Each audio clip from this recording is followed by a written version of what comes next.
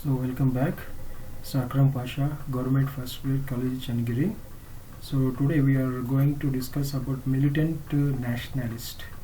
So ಇನ್ನೊಮ್ಮೆ ಸ್ವಾಗತ. ಇದು ಅಕ್ರಮ್ ಪಾಷಾ ಸರ್ಕಾರಿ ಪ್ರಥಮ ದರ್ಜೆ ಕಾಲೇಜ್ ಚನ್ನಗಿರಿ. ಸೊ ಇವತ್ತು ನಾವು ಉಗ್ರ ರಾಷ್ಟ್ರವಾದದ ಬಗ್ಗೆ ಚರ್ಚೆಯನ್ನು ಪ್ರಾರಂಭಿಸ್ತಾ ಇದ್ದೀವಿ. ಅದಕ್ಕಿಂತ ಮುಂಚೆ ನಾವು ಲಾಸ್ಟ್ ಕ್ಲಾಸಲ್ಲಿ ಏನು ಚರ್ಚೆ ಮಾಡಿದ್ದೀವಿ ಅದು ಇನ್ನೊಂದು ಸತಿ ಪುನರ್ ಮನನ ಮಾಡ್ಕೊಳ್ಳೋಣ. Before going to discuss about the militant nationalist activities in India, we need to recall what we discussed in the last classes. In last class, we came to know about the policies and programs of Home Rule movement. Now, last class alli Home Rule ಚಳವಳಿಯ ನೀತಿ ಮತ್ತು ಕಾರ್ಯಕ್ರಮ ಕುರಿತು ಚರ್ಚೆ ಮಾಡಿದ್ವಿ. We also came to know about the two factions of Home Rule League formed by B.J. Tilak and Anna Besant. So as we know that in Madras region, Anna Besant started Madras Home Rule League. In the same way, in Maharashtra region, he started the Bombay Home Rule League. So now ಈ home rule ಲೀಗ್ನ ಎರಡು ಗುಂಪುಗಳ ಎರಡು ಪಂಥಗಳ ಬಗ್ಗೆನೂ ಕೂಡ ಚರ್ಚೆ ಮಾಡಿದ್ವಿ. ಒಂದು ಸ್ಥಾಪನೆ ಮಾಡಿದ್ದು B.J. ತಿಲಕ್ನವರು, ಇನ್ನೊಂದು ಆನಾ ಬೆಸೆಂಟ್ನವರು. ಆನಾ ಬೆಸೆಂಟ್ನವರು ಮದ್ರಾಸ್ ಹೋಮ್ ರೂಲ್ ಲೀಗ್ ಅಂತ ಹೇಳ್ಬಿಟ್ಟು ಸ್ಥಾಪನೆ ಮಾಡ್ತಾರೆ. ಅದೇ ರೀತಿಲಿ B.J. ತಿಲಕ್ನವರು ಬಾಂಬೆ ಹೋಮ್ ರೂಲ್ ಲೀಗ್ ಅಂತ ಹೇಳ್ಬಿಟ್ಟು ಒಂದು ಸಂಘಟನೆಯನ್ನು ಸ್ಥಾಪನೆ ಮಾಡ್ತಾರೆ. We also discuss about the Home Rule League leaders, their policies and programs. ನಾವು ಲಾಸ್ಟ್ ಕ್ಲಾಸ್ಗಳಲ್ಲಿ ಹೋಮ್ ರೂಲ್ ಲೀಗಿನ ನಾಯಕರ ಬಗ್ಗೆ ಮತ್ತು ಅವರ ನೀತಿಗಳ ಬಗ್ಗೆ ಮತ್ತು ಕಾರ್ಯಕ್ರಮ ಬಗ್ಗೆನೂ ಕೂಡ ನಾವು ಚರ್ಚೆ ಮಾಡಿದ್ವಿ. So next, before going to discuss about the militant nationalist or militant nationalist or revolutionary movement in India, we need to I want to explain their activities or remember their activities by citing one sentence said by Aurobindo Ghosh. So now is ಉಗ್ರ ರಾಷ್ಟ್ರವಾದಿಗಳ ಅಥವಾ ಕ್ರಾಂತಿಕಾರಿ ರಾಷ್ಟ್ರವಾದಿಗಳ ಕಾರ್ಯಚಟುವಟಿಕೆಗಳು ಚರ್ಚೆ ಮಾಡೋಕ್ಕಿಂತ ಮುಂಚೆ ಅರವಿಂದೋ ಘೋಷ್ನವರು ಕೊಟ್ಟಂತಹ ಒಂದು ವ್ಯಾಖ್ಯಾನದ ಬಗ್ಗೆ ಒಂದು ಹೇಳಿಕೆಯ ಬಗ್ಗೆ ಸ್ವಲ್ಪ ತಿಳ್ಕೊಳ್ಳೋಣ. Political freedom is the life breath of a nation. ಅದು ಕನ್ನಡದಲ್ಲಿ ಅನುವಾದ ಮಾಡಿದರೆ ರಾಜಕೀಯ ಸ್ವಾತಂತ್ರ್ಯ ಅನ್ನೋದು ಒಂದು ದೇಶದ ಜೀವನಾಡಿ ಆಗತ್ತೆ ಅಂತ ಹೇಳ್ತಾರೆ ಅವರು. ಅಂದರೆ ಉಸಿರು ಇಲ್ಲದೆ ಒಂದು ದೇಹಕ್ಕೆ ಯಾವುದೇ ರೀತಿಯ ಒಂದು ಏನಿರಲ್ಲ, ಅರ್ಥನಿರಲ್ಲ. ಅದೇ ರೀತಿಯಲ್ಲಿ ಒಂದು ದೇಶಕ್ಕೆ ರಾಜಕೀಯ ಸ್ವಾತಂತ್ರ್ಯ ಇಲ್ಲ ಅಂತ ಹೇಳಿದ್ರೆ ಆ ದೇಶ ಸತ್ತಂಗೆ ಅಂತ ಹೇಳ್ಬಿಟ್ಟು ಒಂದು ಅರ್ಥವನ್ನು ಕೊಡುತ್ತೆ ಅದು. ಇನ್ನೊಂದು sentence, the revolutionaries were those persons who believed in overthrowing the British government in India by means of mass uprising. ಈ ಕ್ರಾಂತಿಕಾರರು ಯಾರಪ್ಪ ಅಂತ ಹೇಳಿದ್ರೆ ಭಾರತದಲ್ಲಿ ಬ್ರಿಟಿಷರ ಆಧಿಪತ್ಯವನ್ನು ಒಂದು ಜನಸಮಾನರ ದಂಗೆಯಿಂದ ಕಿತ್ತಾಕಬೇಕು ಅಂತ ಹೇಳ್ಬಿಟ್ಟು ಕಿತ್ತಾಕೋದು ಅಂತ ಹೇಳ್ಬಿಟ್ಟು ನಂಬಿಕೆ ಇರುವಂತಹ ಜನ. They wanted to organise a rebellion against the foreign government and even tampering with loyalty of army and guerrilla warfare of overthrowing the foreign rule. So ಅದೇ ರೀತಿಯಲ್ಲಿ ಅವರು ಈ ಕ್ರಾಂತಿಕಾರರು ಒಂದು ದಂಗೆಯನ್ನು ಆಯೋಜಿಸಬೇಕು ಸರ್ಕಾರದ ವಿರುದ್ಧ, ವಿದೇಶಿಯ ಸರ್ಕಾರದ ವಿರುದ್ಧ. ಎಷ್ಟು ಮಟ್ಟಿಗೆ ಅಂತ ಮತ್ತು ಯಾವುದ್ರಲ್ಲಿ ನಂಬಿಕೆ ಇತ್ತಂದರೆ even tampering with loyalty of army. ಮತ್ತು ಏನು ಬ್ರಿಟಿಷ್ ಸಾಮ್ರಾಜ್ಯದಲ್ಲಿ ಏನು ಸೈನ್ಯ ಇದೆಯಲ್ಲ, ಭಾರತೀಯ ಸೈನ್ಯ, ಅವರನ್ನು ಏನಪ್ಪ ಅಂತ ಹೇಳಿದ್ರೆ ಅದರಲ್ಲಿ ದಂಗೆ ಏಳಬೇಕು ಅಂತ ಹೇಳ್ಬಿಟ್ಟು ಪ್ರಚೋದಿಸುವುದು.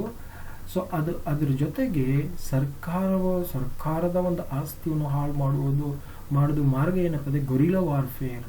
ಮತ್ತು ಆ ಗೊರಿಲ್ಲಾ ವಾರ್ಫೇರ್ ಮುಖಾಂತರ ವಿದೇಶಿಯರ ಆಳ್ವಿಕೆ ನಾವು ಇಲ್ಲಿ ಕೊನೆಗಳಿಸಬಹುದು ಅಂತ ಹೇಳ್ಬಿಟ್ಟು ಅವರು ಮಾತನ್ನು ಹೇಳ್ತಾರೆ. So next, militant nationalist programmes.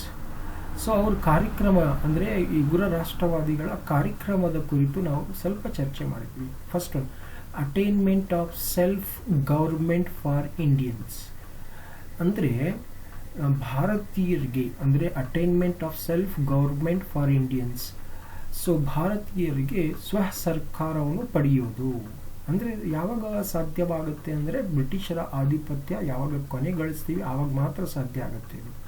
Second one, armed rebellion against British in India on the model of Italy, Germany and Japan. So Italy, Germany, Japan ಮಾದರಿಯಲ್ಲೇ ಭಾರತದಲ್ಲಿ ಬ್ರಿಟಿಷರ ವಿರುದ್ಧ ಒಂದು ದಂಗೆಯನ್ನು ಆಯೋಜಿಸುವುದು ಇವರ ಒಂದು ಕಾರ್ಯಕ್ರಮವಾಗಿತ್ತು. ಮೂರನೇದು, involvement of common man into revolutionary movement against British.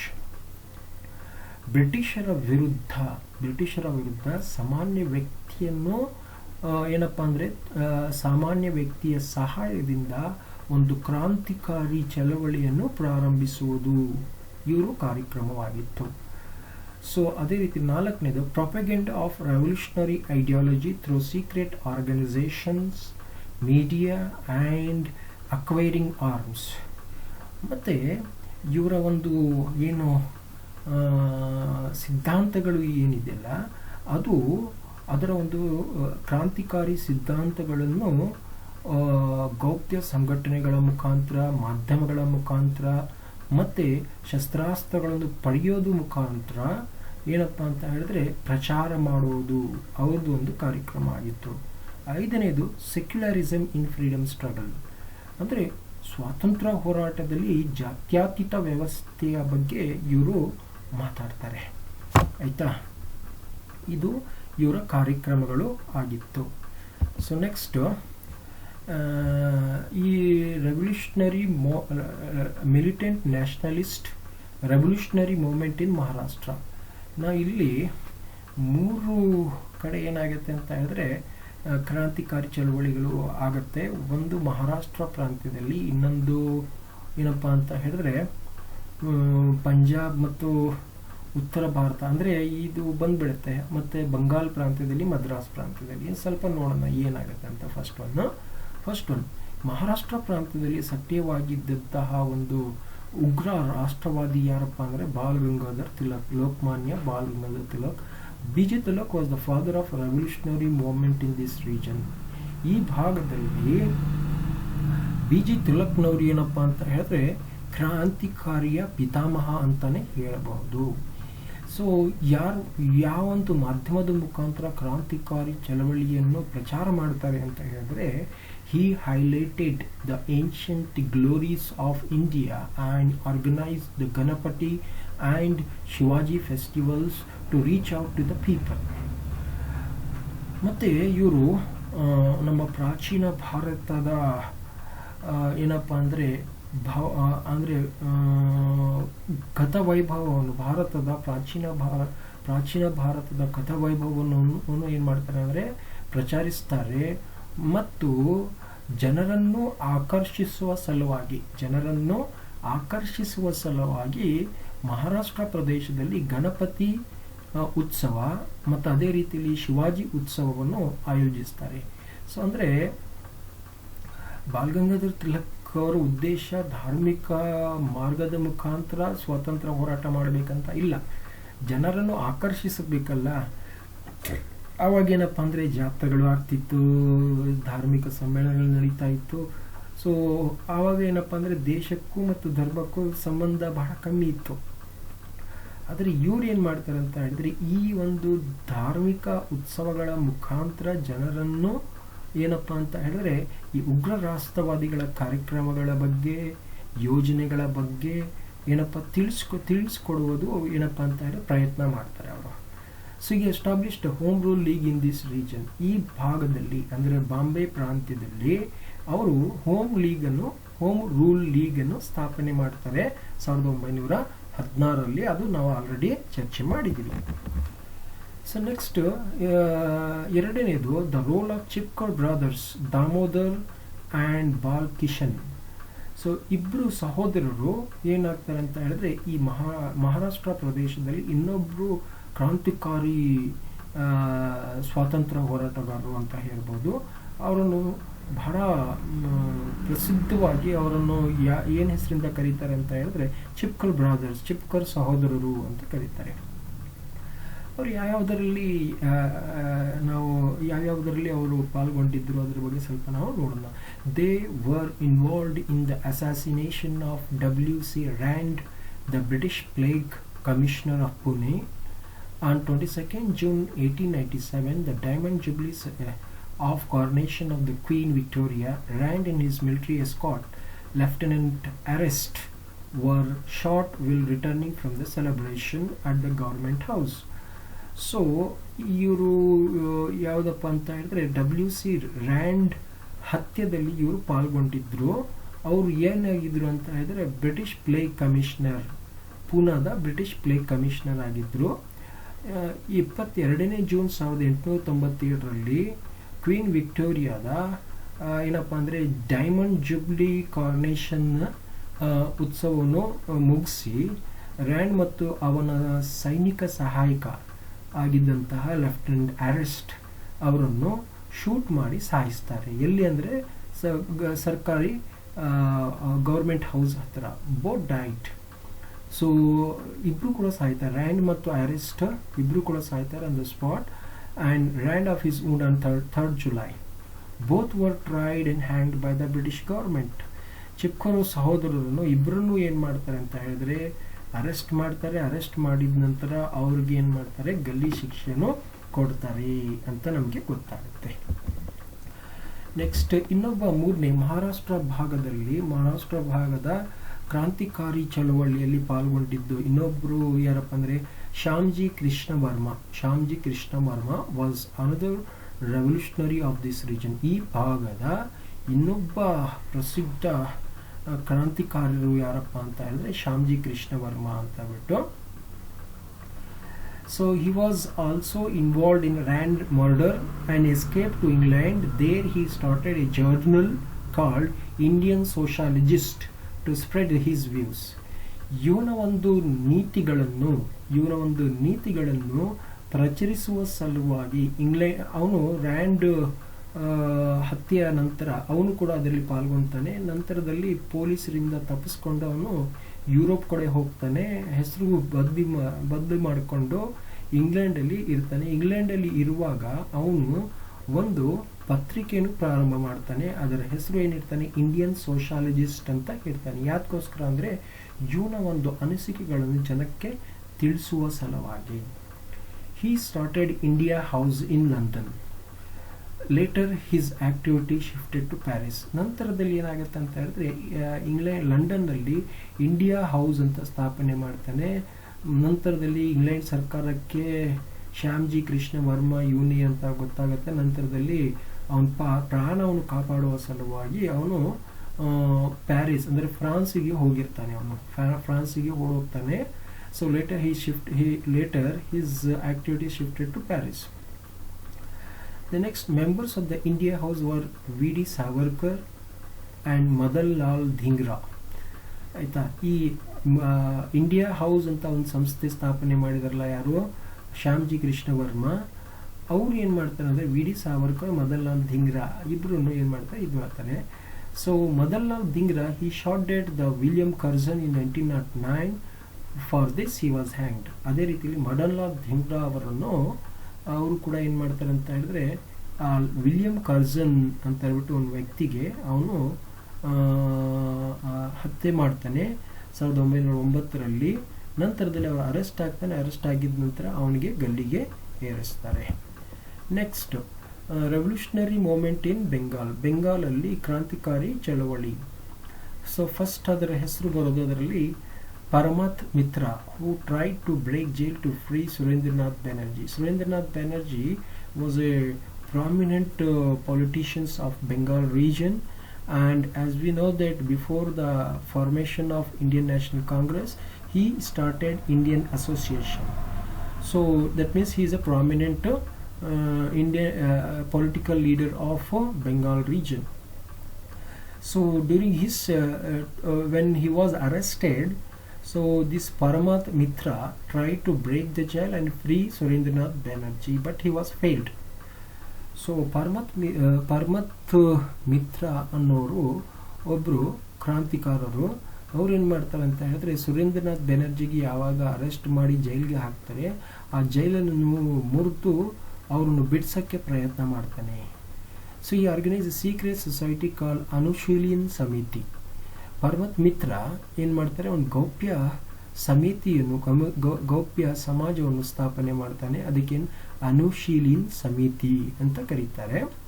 So ಎರಡನೇ ವ್ಯಕ್ತಿ Barindra Ghosh, the brother of Aurobindo Ghosh, publish a book called Bhawani Mandir in 1905. So Barindra Ghosh ಅಂದರೆ ಯಾರಪ್ಪ ಅಂದರೆ ಪ್ರಸಿದ್ಧ ಸ್ವಾತಂತ್ರ್ಯ ಹೋರಾಟಗಾರ ಅರಬಿಂದೋ ಘೋಷ್ ಅವರ ಸಹೋದರರಾಗಿದ್ದರು. ಇವರ ಕ್ರಾಂತಿಕಾರಿ ವಿಚಾರಗಳನ್ನು ಬುಕ್ಕಿನ ಮುಖಾಂತರ ಒಂದು ಬುಕ್ಕನ್ನು ಪಬ್ಲಿಷ್ ಮಾಡ್ತಾರೆ 1905ರಲ್ಲಿ. ಅದಕ್ಕೆ ಭವಾನಿ ಮಂದಿರ್ ಅಂತ ಕರೀತಾರೆ. ಅದೇ ರೀತಿಯಲ್ಲಿ ಮೂರನೇದು Barindra Kumar Ghosh was engage in bomb making work to fight against the British. ಇನ್ನೊಬ್ರು ಬರೀಂದ್ರ ಕುಮಾರ್ ಘೋಷ್ ಅನ್ನೋರು, ಇವರು ಕೂಡ ಏನು ಮಾಡ್ತಾರೆ ಅಂತ ಹೇಳಿದ್ರೆ, ಬಾಂಬ್ ಮೇಕಿಂಗ್ ಇದರಲ್ಲಿ ಏನು ಮಾಡ್ತಾರೆ, ಅವರು ಪಾಲ್ಗೊಂಡಿರ್ತಾರೆ ಬ್ರಿಟಿಷರ ವಿರುದ್ಧ ಹೋರಾಟ ಮಾಡಲಿಕ್ಕೋಸ್ಕರ. ಸೊ ಅದು ನೆಕ್ಸ್ಟ್. ಇನ್ನೊಂದು ಪ್ರಫುಲ್ ಚಕ್ಕಿ ಆ್ಯಂಡ್ ಖುದಿರಾಮ್ ಬೋಸ್, ಇಬ್ಬರು ಪ್ರಸಿದ್ಧ ಕ್ರಾಂತಿಕಾರಿ ಚಳವಳಿಗಾರರು ಬೆಂಗಾಲ್ ಪ್ರದೇಶದ್ದು. Were involved in throwing bomb on governor of Bengal and arrested. Later he was hanged in 30th April 1908. So Prafulla Chaki, Khudiram Bose ಇವರಿಬ್ಬರು ಕೂಡ ಏನಪ್ಪ ಅಂತ ಹೇಳಿದ್ರೆ, ಬೆಂಗಾಲಿನ ಗವರ್ನರ್ ಇದ್ರಲ್ಲ, ಅವ್ರ ಮೇಲೆ ಬಾಂಬನ್ನು ಎಸಿತಾರೆ. ನಂತರದಲ್ಲಿ ಅವರು ಅರೆಸ್ಟ್ ಆಗ್ತಾರೆ. ಅರೆಸ್ಟ್ ಆಗಿದ ನಂತರ ಏಪ್ರಿಲ್ 30, 1908ಕ್ಕೆ ಅವ್ರಿಗೆ ಗಲ್ಲಿ ಶಿಕ್ಷೆನೂ ಕೊಡ್ತಾರೆ. ಸೊ ಐದನೇ ಕ್ರಾಂತಿಕಾರಿ ಚಳವಳಿ ಏನಪ್ಪ ಅಂದ್ರೆ ಅಲಿಪುರ್ ಕಾನ್ಸ್ಪಿರಸಿ. ಅಲಿಪುರ್ ಅಂತ conspiracy in which Aurobindo Ghosh and other involved were arrested. So ಇವರು ಬಂಗಾಲ್ ಪ್ರದೇಶದ ಕ್ರಾಂತಿಕಾರರು ಅಂತ ನಾವು ಹೇಳ್ಬೋದು. ನೆಕ್ಸ್ಟ್ ಗದರ್ ಪಕ್ಷದ ಬಗ್ಗೆ ಒಂದು ಸ್ವಲ್ಪ ನಾವು ತಿಳ್ಕೊಳ್ಳೋಣ. ಸೊ ಗದರ್ ಇದರ ಕಾರ್ಯಚಟುವಟಿಕೆ ಏನಪ್ಪ ಅಂತ ಹೇಳಿದ್ರೆ, ಭಾರತಕ್ಕೋಸ್ಕರ ಇದ್ರೂ ಸಹ ಇದರ ಕಾರ್ಯಚಟುವಟಿಕೆಗಳು ನಡೆದಿದ್ದು ವಿದೇಶಿಯ ಭೂಮಿಗಳಲ್ಲಿ, ಪ್ರಮುಖವಾಗಿ ಯುರೋಪ್ ಮತ್ತು ಕೆನಡಾ ಭಾಗದಲ್ಲಿ. ಏನಪ್ಪ ಅಂತ ಹೇಳಿದ್ರೆ ಈ ಗದರ್ ಪಕ್ಷದ ಕಾರ್ಯಚಟುವಟಿಕೆಗಳು ಇತ್ತು. ಅದರ ಬಗ್ಗೆ ತಿಳ್ಕೊಳ್ಳೋಣ. First one, Indian revolutionaries in United States of America and Canada had establish the Ghadar party 1913.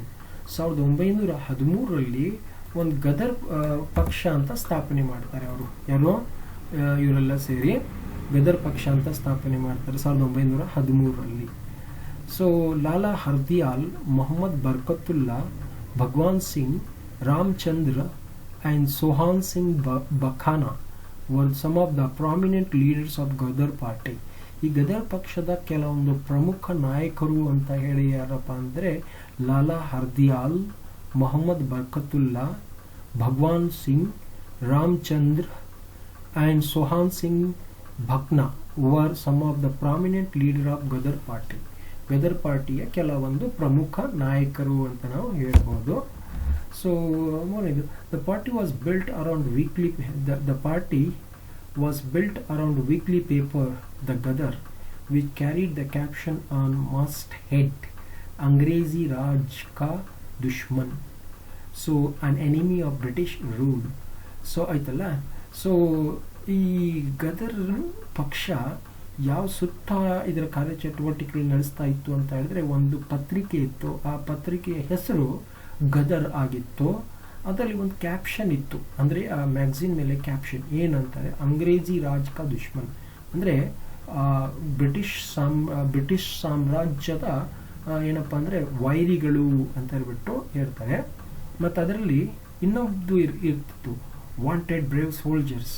ಮತ್ತು ಏನು ಮಾಡ್ತಾ ಇದ್ರು, ನಮಗೆ ಆ ಮ್ಯಾಗಝಿನ್ ಮೇಲೆ ಏನಿರ್ತಿತ್ತು, ವಾಂಟೆಡ್ ಬ್ರೇವ್ ಸೋಲ್ಜರ್ಸ್ ಅಂದರೆ ಬಹಳ ಧೈರ್ಯವಂತ, ಬಲಶಾಲಿ ಸೈನಿಕರು ಬೇಕು ನಮಗೆ, Ghadar declared. To stir up rebel in India, pay death price martyred. ಅಂದರೆ ಆ ಒಂದು ಮ್ಯಾಗ್ಝಿನ್ ಮೇಲೆ ಏನಿತ್ತು, ಪೇ ಏನಪ್ಪ ಅಂದರೆ ಪೇಮೆಂಟ್ ಏನು ಕೊಡ್ತಾರೆ ಅವರು, ಡೆತ್ ಸಾವು ಕೊಡ್ತಾರೆ. ಪ್ರೈಸ್ ಏನಪ್ಪ ಅಂದರೆ ಮಾರ್ಟೆಡಮ್ ಅಂದರೆ ಹುತಾತ್ಮರು ಅಂತ ಕೊಡ್ತಾರೆ. ಪೆನ್ಷನ್ ಏನಪ್ಪ ಕೊಡ್ತಾರೆ ಅಂದರೆ ಲಿಬರ್ಟಿ, ಆಯಿತಾ. ಫೀಲ್ಡ್ ಆಫ್ ಬ್ಯಾಟಲ್ ಯಾವುದಂದ್ರೆ ಇಂಡಿಯಾ. ಅಂದರೆ ಈ ಕ್ಯಾಪ್ಷನ್ಸು ಆ ಮ್ಯಾಗ್ಝಿನಲ್ಲಿ ಇರುತ್ತೆ. ಸ್ವಲ್ಪ ನಾವು ಅರ್ಥ ಮಾಡ್ಕೋಬೇಕು. ವಾಂಟೆಡ್ ಬ್ರೇವ್ ಸೋಲ್ಜರ್ಸ್ ಅಂದರೆ ಬಹಳ ಧೈರ್ಯವಂತ ಸೈನಿಕರು ಬೇಕು ನಮಗೆ, ಗದರಲ್ಲಿ ಹೇಳ್ತಾರೆ. Stair up rebellion India. ಮತ್ತು ಅದರಲ್ಲಿ ಜಾಯಿನ್ ಮಾಡಿಕೊಂಡ್ರೆ, ಈ ಒಂದು ಸೈನ್ಯದಲ್ಲಿ ಜಾಯಿನ್ ಮಾಡಿಕೊಂಡ್ರೆ ಪೇಮೆಂಟ್ ಏನು ಸಿಗುತ್ತೆ ನಿಮಗೆ, ಸಾವು ಸಿಗುತ್ತೆ. ಅದಕ್ಕೆ ಬೆಲೆ ಏನು ಸಿಗುತ್ತೆ ಅಂದರೆ ಹುತಾತ್ಮತನ ಸಿಗುತ್ತೆ. ಪೆನ್ಷನ್ ಏನು ಸಿಗುತ್ತೆ ಅಂತ ಹೇಳಿದ್ರೆ ಸ್ವಾತಂತ್ರ್ಯ ಸಿಗುತ್ತೆ. ಫೀಲ್ಡ್ ಆಫ್ ಬ್ಯಾಟಲ್, ಯುದ್ಧ ಭೂಮಿ ಯಾವುದಪ್ಪ ಅಂದರೆ ಇಂಡಿಯಾ, ಆಯಿತಾ. So these are the revolutionary ideologies which are discussed in the Ghadar magazine. So next fourth one, Ghadar party was pledged to wage revolutionary war against British in India. So ಈ ಗದರ್ ಪಕ್ಷದ ಏನು ಅನ್ಕೊಂತಿತ್ತು ಅಂತ ಹೇಳಿದ್ರೆ ಭಾರತದಲ್ಲಿ ಒಂದು ಕ್ರಾಂತಿಕಾರಿ ಯುದ್ಧವನ್ನು ಮಾಡಬೇಕು ಅಂತ ಹೇಳ್ಬಿಟ್ಟು ಹೇಳ್ತಾ ಇದ್ರು ಬ್ರಿಟಿಷರ ವಿರುದ್ಧ. 21st February 1915 was fixed as the date for the armed revolt in Punjab. ಈ ಗದರ್ ಪಕ್ಷದವರು ಪಂಜಾಬಲ್ಲಿ 21 ಫೆಬ್ರವರಿ 1915ಕ್ಕೆ ಒಂದು ಡೇಟನ್ನು ಫಿಕ್ಸ್ ಮಾಡ್ತಾರೆ. ಏನಕ್ಕೋಸ್ಕರ ಅಂದರೆ ಒಂದು ಸೈನಿಕ ದಂಗೆಯನ್ನು ಮಾಡಲಿಕ್ಕೋಸ್ಕರ ಪಂಜಾಬಲ್ಲಿ. Unfortunately authorities came to know about this plans and took immediate action. ಆದರೆ ದುರದೃಷ್ಟಕರವಾಗಿ ಈ ಒಂದು ಯೋಜನೆ ಏನಾಗುತ್ತೆ ಅಂದರೆ ಅಧಿಕಾರಿಗಳಿಗೆ ಗೊತ್ತಾಗ್ಬಿಡುತ್ತೆ. ಗೊತ್ತಾಗಿದ ತಕ್ಷಣ ಏನು ಮಾಡ್ತಾರೆ ಅಂತ ಹೇಳಿದ್ರೆ ಅವ್ರು ಮುಂಜಾಗ್ರತಾ ಕ್ರಮವನ್ನು ತಗೊತಾರೆ ಅಂತ.